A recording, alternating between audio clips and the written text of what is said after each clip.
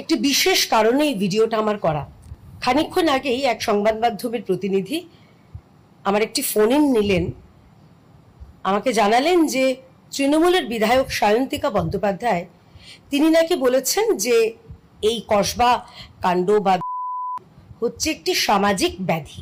আমি অবাক হয়ে যাচ্ছি যে মা মাটি মানুষের প্রতিনিধি যারা কিনা মায়ের কথা বলে, তাদের মুখ থেকে এতটা অসংবেদনশীলতা শুনতে হবে। এর আগে আমরা শুনেছি যে মদন মিত্র তিনি বলেছেন কেন মেয়েটি ওখানে গেছিল, একা একা গেছিল। মানস ভূঁইয়া তিনি বলেছেন মেয়েটির এই ঘটনাটা ছোট ঘটনা, ধর্ষণের মতন ঘটনা।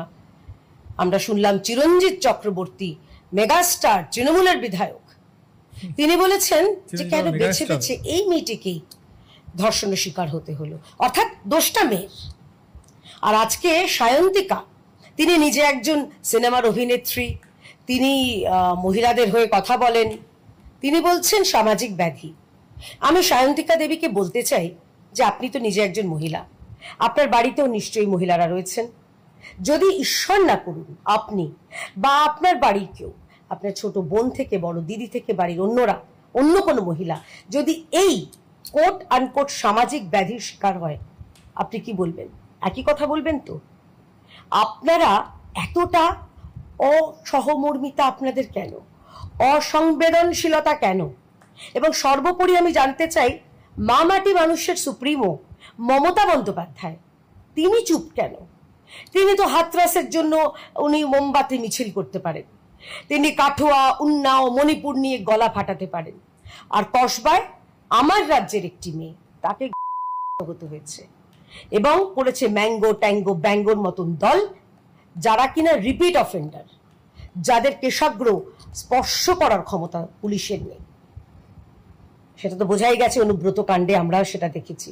অনুব্রত কাণ্ডে অনুব্রত সে বিট ভিডিও যারা চালিয়েছে, যারা দেখিয়েছে, মমতা বন্দ্যোপাধ্যায়ের পুলিশ তাদের বিরুদ্ধে নোটিশ পাঠিয়েছে, তাদের হুমকি দিয়েছে, সেই ভিডিও ডিলিট করিয়েছে। আর যে বলেছে তার বিরুদ্ধে কোনো বন্দোবস্ত করা হয়নি, সে কলার উঁচু করে ঘুরে বেড়াচ্ছে। তৃণমূল মানে দল, তৃণমূল সরকার মানে যতদিন এই সরকার থাকবে এই সরকারের আমলে মহিলাদের উপর নিগ্রহ, শ্লীলতাহানি বিভিন্ন জায়গায় ঘটবে। গত 24 ঘন্টা, গত 48 ঘন্টা সালতামামি দিলে এই ছোট্ট ভিডিওর বোধহয় সময়টা অনেক বেড়ে যাবে।